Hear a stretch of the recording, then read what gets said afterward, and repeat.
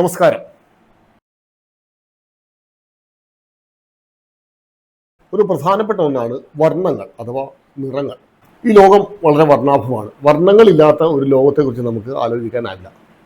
നമ്മളുടെ സൗന്ദര്യ സങ്കല്പങ്ങളിൽ പലതും ആ നിറങ്ങളുമായി ബന്ധപ്പെട്ടാണ് ഇരിക്കുന്നത്. ചിലർക്ക് ചില നിറങ്ങൾ ഇഷ്ടമാണ്, ചിലർക്ക് ഒരാൾക്ക് ഇഷ്ടപ്പെടുന്ന നിറം മറ്റൊരാൾക്ക് ഇഷ്ടപ്പെടണമെന്നില്ല. അപ്പോൾ നമ്മളുടെ വർണ്ണങ്ങളുമായി ബന്ധപ്പെട്ടുള്ള നമ്മുടെ ഇഷ്ടാനിഷ്ടങ്ങളെല്ലാം നമ്മളുടെ സ്വന്തമാണ്. ഓരോ വർണ്ണത്തിനും ഓരോ ഭാവങ്ങളുണ്ട് എന്നൊക്കെ നമ്മൾ പറയാറുണ്ട്. ലോകപ്രശസ്തനായ പോൾ ഗോഗിൻ എന്ന് പറഞ്ഞൊരു ചിത്രകാരനുണ്ടായിരുന്നു. പോൾ ഗോഗിൻ്റെ ഏറ്റവും പ്രശസ്തമായ ചിത്രങ്ങളിലൊന്ന് മഞ്ഞ ക്രിസ്തു അഥവാ യെല്ലോ ക്രൈസ്റ്റ് എന്നതാണ്. 1848 പാരീസിൽ ജനിച്ച മനുഷ്യനാണ് ഈ പോൾ ഗോഗിൻ. 1903 അദ്ദേഹം മരിച്ചു. അദ്ദേഹത്തിൻ്റെ ഏറ്റവും പ്രധാനപ്പെട്ട ചിത്രങ്ങളിലൊന്നാണ് യെല്ലോ ക്രൈസ്റ്റ്.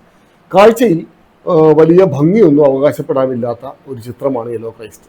കുരിശിൽ കിടക്കുന്ന യേശുക്രിസ്തു കുരിശിൽ കിടക്കുന്നു. അദ്ദേഹത്തിൻ്റെ കാൽക്കലായിട്ട് അദ്ദേഹത്തിൻ്റെ അമ്മയും മറ്റുള്ളവരും നിൽക്കുന്നുണ്ട്. ദൂരെയായി ഒരു കുന്നിൻ ചെരുവും ഒക്കെ. ഗാഗുൽത്ത മലയിൽ യേശുക്രിസ്തുവിനെ കുരിശിൽ തറച്ചിട്ടിരിക്കുന്ന രംഗമാണ് അദ്ദേഹം വരച്ചിട്ടുള്ളത്. പക്ഷേ നമ്മൾ പാരമ്പര്യമായി കണ്ട് പരിചയിച്ച ക്രിസ്തുവിൻ്റെ ലക്ഷണമൊന്നുമല്ല ആ ക്രിസ്തുവിന്. ആ ചിത്രം കണ്ടാൽ നമുക്ക് ചിരി വരും. ഒരുതരം ചോദ്യചിഹ്നം പോലെ കുരിശിൽ കിടക്കുന്ന ക്രിസ്തു, മെലിഞ്ഞുണങ്ങി നമ്മളുടെ മനുഷ്യരുടെ പ്രപ്പോർഷനൊന്നും കീപ്പ് ചെയ്യാത്ത ഒരു യേശുക്രിസ്തു. അതിന് ഏറ്റവും വിചിത്രമായൊരു സാധനം, യേശുക്രിസ്തുവിൻ്റെ ദേഹത്ത് അദ്ദേഹം കൊടുത്തിരുന്നത് മഞ്ഞ നിറമാണ്. അദ്ദേഹം ജീവിച്ചിരുന്ന കാലഘട്ടം ക്രിസ്ത്യൻ മതമേലധികാരികൾക്കൊക്കെ വലിയ പ്രാധാന്യമുള്ള വളരെ പവറുള്ളൊരു സമയത്താണ്. അവർ പോൾ ഗോഗിനെ വിളിക്കുന്നു. എന്തുകൊണ്ടാണ് ഞങ്ങളുടെ ക്രിസ്തുവിനെ ഇങ്ങനെ മോശമായി ചിത്രീകരിച്ചത്, ഇങ്ങനെ മഞ്ഞ നിറം അടിച്ചു വെച്ചിരിക്കുന്നതെന്ന് അവർ ചോദിക്കുന്നു. ഒരുപക്ഷെ ദൈവനിന്ദ വലിയ കുറ്റമായിരുന്നൊരു കാലത്ത് യേശുക്രിസ്തുവിനെ മഞ്ഞ നിറം അടിച്ചത് വലിയ പ്രശ്നമായി തീരുമായിരുന്നു. അവരുടെ മുമ്പിൽ വെച്ച് ചിരിച്ചുകൊണ്ട് പോൾ ഗോഗിൻ പറഞ്ഞത്, ക്രിസ്തു ലോകത്തെ മുഴുവൻ സ്നേഹിച്ച ആളാണ്. ലോകത്തെ മുഴുവൻ പ്രണയിച്ച യേശുക്രിസ്തുവിന് മറ്റൊരു നിറം നൽകാനാവില്ല. കാരണം മഞ്ഞ നിറം പ്രണയത്തിൻ്റെ ചിഹ്നമാണ്, മഞ്ഞ പ്രണയത്തിൻ്റെ ചിഹ്നമാണെന്ന് പറഞ്ഞു. അതുകൊണ്ട് തന്നെ പോൾ ഗോഗിൻ ശിക്ഷിക്കപ്പെട്ടില്ല. അദ്ദേഹത്തിൻ്റെ ചിത്രം പിന്നീട് ലോകപ്രശസ്തമാവുകയും ചെയ്തു. അപ്പം മഞ്ഞ പ്രണയത്തിൻ്റെ നിറമാണെന്ന് ലോകത്തോട് ആദ്യം വിളിച്ചു പറഞ്ഞത് പോൾ ഗോഗിനാണെന്ന് എനിക്ക് തോന്നുന്നു.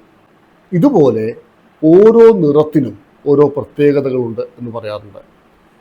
നമ്മളൊരു മരണ വീട്ടിൽ ചെന്നാൽ ആളുകൾ കറുത്ത നിറത്തിലുള്ളൊരു ബാഡ്ജ് കുത്തിയിരിക്കുന്നത് കാണാം. കറുപ്പ് മരണത്തിൻ്റെ പ്രതിഷേധത്തിൻ്റെ നിറമാണെന്നാണ് പറയുന്നത്. മന്ത്രിമാർക്ക് വരെ പ്രതിഷേധിക്കാൻ കറുത്ത പൊടിയാണ് ഉയർത്തി കാണിക്കുക. ചുവപ്പ് ധീരതയുടെ നിറമാണെന്ന് പറയുന്നു. വെള്ള സമാധാനത്തിൻ്റെ നിറമാണെന്ന് പറയുന്നു. പച്ച സമൃദ്ധിയുടെ നിറമാണെന്ന് പറയുന്നു. നീല അനന്തതയുടെ നിറമാണെന്ന് പറയുന്നു. അങ്ങനെ ഓരോ നിറത്തിനും ഓരോ ആശയത്തെ, ഓരോ കൺസെപ്റ്റുകളെ നമ്മുടെ മുമ്പിലേക്ക് വെക്കാൻ സാധിക്കും എന്നാണ് പറയുന്നത്. അപ്പോൾ ചിത്രകാരന്മാർ അവരുടെ ചിത്രത്തിൽ ഈ നിറങ്ങൾ ഉപയോഗിക്കുമ്പോൾ ആ നിറങ്ങളുടെ ആധിക്യത്തിനനുസരിച്ച് ചിത്രത്തിൻ്റെ ഭാവം മാറുകയും ഓരോ നിറവും എന്ത് കൺസെപ്റ്റ് അല്ലെങ്കിൽ എന്ത് ആശയത്തെയാണ് മുമ്പോട്ട് വെക്കുന്നതെന്ന് ആ ചിത്രീകരണത്തിൽ നമുക്ക് മനസ്സിലാവുകയും ചെയ്യും. അപ്പോൾ ചിത്രകാരന്മാരുടെ ആശയം പ്രകടിപ്പിക്കാൻ ഏറ്റവും അധികം ഉപയോഗിക്കുന്ന മാധ്യമങ്ങളിലൊന്ന് ഈ നിറങ്ങളാണ് എന്ന് മനസ്സിലാക്കുക. മിക്കവാറും എല്ലാ പരീക്ഷകൾക്കും ചോദിച്ചിട്ടുള്ള ഒരു ചോദ്യഭാഗത്തിലൂടെയാണ് നമ്മളിപ്പോൾ കടന്നു പോകുന്നത്. അത് നിറങ്ങളുമായി ബന്ധപ്പെട്ടാണ്. നിറങ്ങളിൽ പ്രാഥമിക വർണ്ണങ്ങൾ എന്ന് പറയുന്ന ഒരു വിഭാഗമുണ്ട്. പ്രാഥമിക വർണ്ണങ്ങൾ, പ്രൈമറി കളേഴ്സ്. എന്താണ് പ്രാഥമിക വർണ്ണങ്ങൾ എന്ന് ചോദിച്ചാൽ ഒറ്റ വാചകത്തിൽ നമുക്ക് പറയാൻ പറ്റുന്ന ഉത്തരം, ഏതെങ്കിലും രണ്ട് നിറങ്ങളെ ചേർത്ത് പുതിയതായി ഉണ്ടാക്കാൻ പറ്റാത്ത നിറങ്ങളെയാണ് പ്രാഥമിക വർണ്ണങ്ങൾ എന്ന് പറയുന്നത്. ഏതൊക്കെയാണ് പ്രാഥമിക വർണ്ണങ്ങൾ എന്ന് ചോദിച്ചാൽ പറയുക, മഞ്ഞ, നീല, ചുവപ്പ്. ചിത്രകാരന്മാർ ഉപയോഗിക്കുന്ന മഞ്ഞ, നീല, ചുവപ്പ്, ഈ മൂന്ന് വർണ്ണങ്ങൾ, യെല്ലോ, ബ്ലൂ, റെഡ്, ഈ മൂന്ന് വർണ്ണങ്ങളെയാണ് പ്രാഥമിക വർണ്ണങ്ങൾ എന്ന് പറയുന്നത്.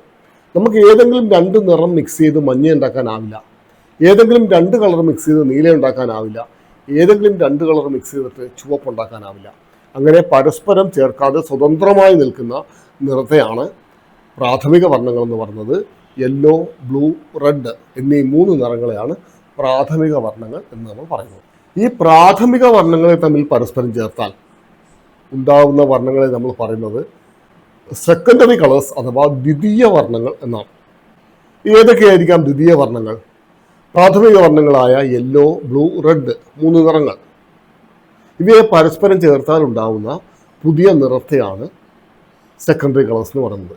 ഉദാഹരണത്തിന് മഞ്ഞയും നീലയും തമ്മിൽ ചേർത്താൽ പച്ച നിറമുണ്ടാവും. നിങ്ങൾക്ക് അത് ചെയ്തു നോക്കാവുന്നതാണ്. ചുവപ്പും മഞ്ഞയും കൂടെ ചേർത്താൽ ഓറഞ്ച് നിറമുണ്ടാവും. അതുപോലെ ചുവപ്പും നീലയും കൂടെ ചേർത്താൽ വയലറ്റ് എന്ന് പറയുന്ന ദ്വിതീയ വർണ്ണം, സെക്കൻഡറി കളർ ഉണ്ടാവും. അപ്പോൾ പ്രാഥമിക വർണ്ണങ്ങളായിട്ട് വരുന്നത് മഞ്ഞ, നീല, ചുവപ്പ്, യെല്ലോ, ബ്ലൂ, റെഡ് ആണെങ്കിൽ സെക്കൻഡറി കളേഴ്സ് അഥവാ ദ്വിതീയ വർണ്ണങ്ങളായിട്ട് വരുന്നത് ഓറഞ്ച്, പച്ച, വയലറ്റ് എന്നീ നിറങ്ങളാണ്. ഇതിൽ തൃതീയ വർണ്ണങ്ങൾ അഥവാ ടെറിറ്ററി കളേഴ്സ് എന്ന് പറയുന്ന ഒരു മൂന്നാമത്തെ ഒരു സാധനമുണ്ട്. എന്ന് പറഞ്ഞാൽ സെക്കൻഡറി കളറുകൾ തമ്മിൽ മിക്സ് ചെയ്താൽ കിട്ടുന്ന, ദ്വിതീയ വർണ്ണങ്ങൾ തമ്മിൽ ചേർത്താൽ ഉണ്ടാകുന്ന പുതിയ വർണ്ണത്തെയാണ് തൃതീയ വർണ്ണങ്ങൾ എന്ന് പറയുന്നത്. ഓറഞ്ചും പച്ചയും കൂടെ ചേർത്താൽ സിട്രിൻ എന്ന് പറയുന്നൊരു നിറം കിട്ടും. പച്ചയും വയലറ്റും കൂടെ ചേർത്താൽ ഒലീവ് എന്ന് പറയുന്നൊരു നിറം കിട്ടും. ഓറഞ്ചും വയലറ്റും കൂടെ ചേർത്താൽ റൂസറ്റ് എന്ന് പറയുന്ന മറ്റൊരു കളറും കിട്ടും. അതിനെ തൃതീയ വർണ്ണങ്ങൾ എന്നാണ് പറയുന്നത്. നമ്മൾ പറഞ്ഞ 3 കൺസെപ്റ്റാണ്. ഒന്ന് പ്രാഥമിക വർണ്ണം, ദ്വിതീയ വർണ്ണം, തൃതീയ വർണ്ണം. ഇതല്ലാതെ റെയിൻബോ കളേഴ്സ് ഉണ്ട്, മഴവില്ലിൻ്റെ വർണ്ണങ്ങൾ. Violet, IndiGo, blue, green, yellow, orange, red. ഈ 7 കളറുകൾ ചേർന്ന മഴവിൽ നിറങ്ങൾ എന്ന് പറയാറുണ്ട്, റെയിൻബോ കളേഴ്സ് എന്ന് പറയാറുണ്ട്. മറ്റൊന്ന് ടോണുകൾ എന്ന് പറയുന്നത്, ടോൺസ്, TONES, ടോൺസ്. എന്താണ് ടോണുകൾ? ഒരു കളറിനെ, ഏതെങ്കിലും ഒരു നിറത്തെ അത് ലൈറ്റാക്കാൻ വേണ്ടി അതിൽ വെള്ള ചേർത്താൽ അത് ടോണായി മാറും. എന്ന് പറഞ്ഞാൽ ഇപ്പോൾ എനിക്ക് ചുവപ്പ് നിറമുള്ള ഒരു ഒബ്ജക്റ്റ് വരയ്ക്കണം. ഒരു ചുവപ്പ് നിറമുള്ള ഒബ്ജക്റ്റിൽ മൊത്തം ചുവപ്പ് അടിച്ചാൽ പരന്നിരിക്കത്തേ ഉള്ളൂ. അപ്പോൾ അതിൻ്റെ ലൈറ്റും ഷെയ്ഡും അനുസരിച്ച് ചുവപ്പിൻ്റെ പല ടോണുകൾ ഉപയോഗിക്കണം. ഏറ്റവും കൂടുതൽ ലൈറ്റ് വീഴുന്നിടത്ത് ചുവപ്പിനകത്ത് കൂടുതൽ വെള്ളം ചേർത്ത് വളരെ ലൈറ്റ് ചുവപ്പാക്കി അടിക്കണം. ചുവപ്പിനകത്ത് വെള്ളം കുറച്ച് ചേർത്ത് ഒരു മീഡിയം ടോൺ ഉണ്ടാക്കി ഈ ലൈറ്റിന് അടുത്തടിക്കണം. അപ്പോൾ അങ്ങനെ വരുമ്പോൾ ഒരു റെഡിൻ്റെ പല ടോണുകൾ വേണ്ടി വരും. ആ ടോണുകൾ ഉണ്ടാവുന്നത് ആ ചുവപ്പിനോട് അല്ലെങ്കിൽ ആ നീലയോട് അല്ലെങ്കിൽ ആ നിറത്തിനോട് കുറച്ച് വെള്ളം ചേർക്കുമ്പോഴാണ്. വെള്ളം കൂടുതൽ ചേർക്കുമ്പോൾ കൂടുതൽ ലൈറ്റാവും, വെള്ളം കുറച്ച് ചേർക്കുമ്പോൾ കുറച്ച് ലൈറ്റാവും. അപ്പോൾ ഇപ്രകാരം വെള്ള ചേർത്ത് വരുന്ന ആ നിറഭേദങ്ങളെ അതിൻ്റെ ടോണുകൾ എന്ന് പറയും. അതുപോലെ തന്നെ ചുവപ്പിനകത്ത്, ഇപ്പോൾ കളറിനകത്ത് കറുപ്പ് ചേർത്താൽ ആ കളർ കൂടുതൽ ഡാർക്കാവും അഥവാ ഇരുളും. ഇപ്പോൾ ഒരു ചുവപ്പാണ് നമ്മൾ ഉപയോഗിക്കുന്നതെങ്കിൽ ചുവപ്പിനകത്ത് കറുപ്പ് കൂടുതൽ ചേർത്താൽ ഡാർക്ക് ബ്രൗൺ ആയി ചുവപ്പിൻ്റെ ഏറ്റവും ഡാർക്കായിട്ടുള്ള സ്റ്റേജിലെത്തും. കുറച്ച് ബ്ലാക്ക് ചേർത്താൽ കുറച്ച് ഡാർക്കാവും. അങ്ങനെ ഒരു നിറത്തിനകത്ത് വെള്ള ചേരുമ്പോൾ അതിൻ്റെ ടോൺ കിട്ടുകയും നിറത്തിനകത്ത് കറുപ്പ് ചേരുമ്പോൾ അതിൻ്റെ ഷെയ്ഡ് ലഭിക്കുകയും ചെയ്യും. രാജാരവിവർമ്മയെക്കുറിച്ച് പറയാതെ നമുക്കൊരിക്കലും കേരളത്തിൻ്റെ നവോത്ഥാന ചിത്രങ്ങളെക്കുറിച്ച് പറയാനാവില്ല. കേരളത്തിലെ നവോത്ഥാന ചിത്രങ്ങൾക്ക് തുടക്കം കുറിച്ചത് രാജാരവിവർമ്മയാണ്. ഒരു ചിത്രത്തിനടിയിൽ ആദ്യമായി സിഗ്നേച്ചർ ചെയ്തത് രാജാരവിവർമ്മയാണ് എന്നാണ് പറയുന്നത്. രാജാരവിവർമ്മ കിളിമാനൂർ കൊട്ടാരത്തിലെ രാജകുമാരനായിരുന്നു. അന്നത്തെ കാലത്ത് ചാതുർവർണ്ണ വ്യവസ്ഥയൊക്കെ നിലനിന്നിരുന്നൊരു കാലത്ത് ചിത്രം വരയ്ക്കുകയും ശില്പം ചെയ്യുകയൊക്കെ ചെയ്തിരുന്നത് സമൂഹത്തിൻ്റെ ഏറ്റവും താഴെക്കിടയിലുള്ള ആളുകളായിരുന്നു.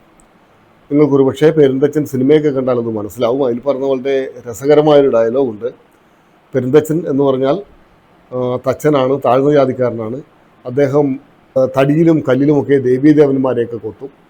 അപ്പോൾ ദേവീദേവന്മാരെയൊക്കെ കൊത്തിക്കഴിഞ്ഞാൽ ഈ കൊത്തിയെടുത്ത ശില്പത്തെ ഉയർന്ന ജാതിക്കാർ കൊണ്ടുപോയി കുളിപ്പിച്ച് അത് പൂജ നടത്തി കഴിഞ്ഞാൽ അത് ദേവനും ദേവിയും ആയിക്കഴിഞ്ഞാൽ പിന്നെ താഴ്ന്ന ജാതിക്കാർ തൊടാൻ പാടില്ല, കാണാൻ പാടില്ല, കണ്ടാൽ അത് അശുദ്ധമായി പോകും. അപ്പോൾ പെരുന്തച്ചനിൽ പറഞ്ഞ രസകരമായ ഡയലോഗുണ്ട്, കല്ലും മരവും ദേവനും ദേവിയും ആയിക്കഴിഞ്ഞാൽ തച്ചൻ തൊടാൻ പാടില്ല, അശുദ്ധമാകും. അപ്പം അങ്ങനൊരു കാലത്ത് ഉയർന്ന ജാതിക്കാരായ ഒരാളും ഈ താഴ്ന്ന ജാതിക്കാർ സ്ഥിരമായി ചെയ്തിരുന്ന ജോലികൾ ചെയ്യാറില്ലായിരുന്നു. അങ്ങനെ ഒരു കാലത്താണ് രാജാ രവിവർമ്മ, ഒരു രാജകുമാരൻ, ചിത്രം വരച്ച് തുടങ്ങുന്നത്. അത് വലിയ സാമൂഹ്യ പ്രശ്നമായൊരു വിഷയമാണ്. അതുകൊണ്ട് തന്നെ രാജാ രവിവർമ്മയെ രാജാക്കന്മാരിലെ ചിത്രകാരനെന്നും ചിത്രകാരന്മാരിലെ രാജാവും എന്നൊക്കെയാണ് പറയുന്നത്. രാജാ രവിവർമ്മ വളരെ മനോഹരമായി ചിത്രങ്ങൾ വരച്ചാറാണ്. അദ്ദേഹം വിദേശത്തു നിന്ന് വന്ന തിയഡോർ ജെൻസൺ എന്ന് പറയുന്ന ചിത്രകാരനിൽ നിന്ന് എണ്ണച്ചായത്തിൻ്റെ പ്രാഥമിക പാഠങ്ങൾ പഠിക്കുകയും അദ്ദേഹം ഇന്ത്യയിൽ ആദ്യമായി എണ്ണച്ചായം കൊണ്ട് ചിത്രം വരയ്ക്കുന്ന ചിത്രകാരനായി മാറുകയും ചെയ്തു. അദ്ദേഹം ഉപയോഗിച്ചിരുന്നത് ഇൻഡോ യൂറോപ്യൻ ശൈലിയാണ്. എന്ന് പറഞ്ഞാൽ യൂറോപ്യൻസിൻ്റെ രീതിയിലാണ് അദ്ദേഹം ചിത്രം വരച്ചത്. തിയഡോർ ജെൻസൺ അദ്ദേഹത്തെ പഠിപ്പിച്ചത് വെസ്റ്റേൺ രീതിയാണ്. അപ്പോൾ അദ്ദേഹം ബ്രിട്ടനിലെയും യൂറോപ്പിലെയും ഒക്കെ ചിത്രകാരന്മാർ ചിത്രം വരയ്ക്കുന്ന രീതിയിൽ ചിത്രം വരയ്ക്കുകയും അതിനു വേണ്ടിയുള്ള ആശയത്തെ ഇന്ത്യൻ ക്ലാസിക്കൽ നമ്മുടെ മഹത്തായ പാരമ്പര്യത്തിൽ നിന്ന്, രാമായണത്തിൽ നിന്നും മഹാഭാരതത്തിൽ നിന്നും ഒക്കെയുള്ള കഥകൾ എടുത്തിട്ടാണ് അദ്ദേഹം ചിത്രം വരച്ചത്. അങ്ങനെയാണ് അദ്ദേഹം ഹംസവും ദമയന്തിയും വരയ്ക്കുന്നത്. അങ്ങനെയാണ് അദ്ദേഹം പൂതനാമോക്ഷം വരയ്ക്കുന്നത്. ഇപ്പോൾ ഇന്ത്യൻ കൺസെപ്റ്റുകൾ വിദേശത്തു നിന്നുള്ള രീതിയിലാണ് അദ്ദേഹം ചിത്രീകരിച്ചത്. അതുകൊണ്ട് തന്നെ അദ്ദേഹത്തിന് വരച്ചിരുന്ന ചിത്രരചനാ രീതിയെ ഇൻഡോ യൂറോപ്യൻ ശൈലി എന്നാണ് പറയുന്നത്. ഇപ്പോൾ ഈ രാജാ രവിവർമ്മ വരച്ചിരുന്നത്, അദ്ദേഹത്തെക്കുറിച്ച് ചെറിയ പ്രായത്തിൽ പറയുന്ന ഒരു കഥയുണ്ട്. അദ്ദേഹത്തിന്റെ അമ്മാവനായിരുന്ന രാമരാജവർമ്മ ഒരു ദിവസം രാജകൊട്ടാരത്തിന്റെ സൈഡിലൂടെ നടക്കുമ്പോൾ കൊട്ടാരത്തിലെ വെള്ളയടിച്ച് ഭംഗിയാക്കിയിട്ട ഒരു ഭിത്തി കരിക്കട്ട കൊണ്ട് അതിൽ അതിമനോഹരമായൊരു ചിത്രം വരച്ചിരിക്കുന്നുണ്ട്. സ്വാഭാവികമായും വെള്ളയടിച്ച് വൃത്തിയാക്കിയിട്ടിരിക്കുന്ന രാജകൊട്ടാരത്തിന്റെ ഭിത്തിയിൽ ആരെങ്കിലും കരികൊണ്ട് കുത്തി വരച്ചാൽ അവർക്ക് കിട്ടുന്ന ശിക്ഷ നമുക്ക് ആലോചിക്കാൻ പറ്റാത്തതിലും വളരെ വലുതായിരിക്കുമെന്ന് നമുക്കിപ്പോഴറിയാം.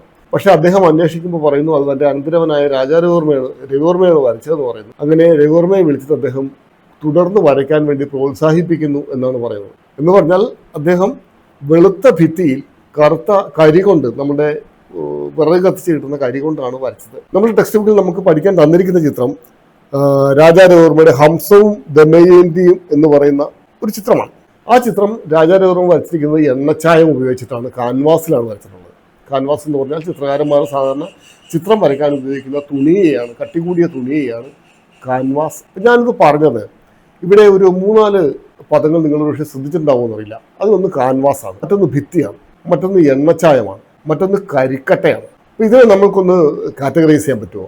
ഈ കാൻവാസും ഭിത്തിയും വരയ്ക്കാനുള്ള പ്രതലങ്ങളാണ്. ഒരു ചിത്രകാരൻ അല്ലെങ്കിൽ നിങ്ങൾ ആരും ആയിക്കോട്ടെ, അദ്ദേഹം എവിടെയാണോ വരയ്ക്കുന്നത് ആ ഇടത്തെ പ്രതലം എന്നാണ് പറയുന്നത്. ഇപ്പോൾ ഒരു തെയ്യത്തിന്റെ മുഖത്തെഴുതുന്ന കലാകാരൻ തെയ്യക്കോലം കെട്ടുന്ന ആളുടെ മുഖത്ത് ചാമുണ്ടിയുടെ ചിത്രം വരയ്ക്കുമ്പോൾ, ചാമുണ്ടിയുടെ മുഖത്തെഴുത്ത് വരയ്ക്കുമ്പോൾ ആ മുഖം ഒരു പ്രതലമായി മാറുകയാണ്.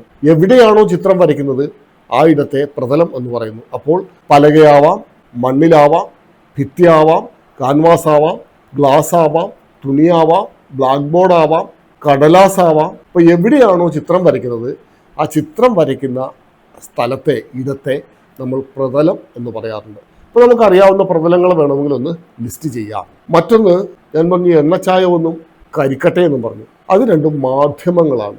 എന്ത് മീഡിയം ഉപയോഗിച്ചാണോ വരയ്ക്കുന്നത്? രാജാ രവിവർമ്മ വരച്ചത് എണ്ണച്ചായം ഉപയോഗിച്ചിട്ടാണ്. അതിനു മുമ്പ് അദ്ദേഹം വരച്ചത് കരിക്കട്ട ഉപയോഗിച്ചിട്ടാണ്. നിങ്ങൾ വരയ്ക്കുമ്പോൾ ചിലപ്പോൾ വാട്ടർ കളറായിരിക്കും ഉപയോഗിക്കുക, ചിലപ്പോൾ പെൻസിലായിരിക്കും ഉപയോഗിക്കുക, ചിലപ്പോൾ ക്രയോൺസ് ആയിരിക്കും ഉപയോഗിക്കുക, ചിലപ്പോൾ സ്കെച്ച് പെന്നായിരിക്കും ഉപയോഗിക്കുക, ചിലപ്പോൾ ഫാബ്രിക് കളറായിരിക്കും ഉപയോഗിക്കുക, ചിലപ്പോൾ പലതരത്തിലുള്ള പൊടികളായിരിക്കും ഉപയോഗിക്കുക. ഇതൊക്കെ വ്യത്യസ്ത മീഡിയങ്ങളാണ്. പഴയകാലത്തെ ചിത്രകാരന്മാർ ഭിത്തിയിലൊക്കെ മ്യൂറൽ പെയിന്റിങ് ചെയ്തിരുന്നത് പൗഡർ മീഡിയങ്ങൾ ഉപയോഗിച്ചിട്ടാണെന്ന് പറയുന്നു. അതിനുശേഷം എണ്ണച്ചായത്തിൽ ചിത്രം വരച്ചു.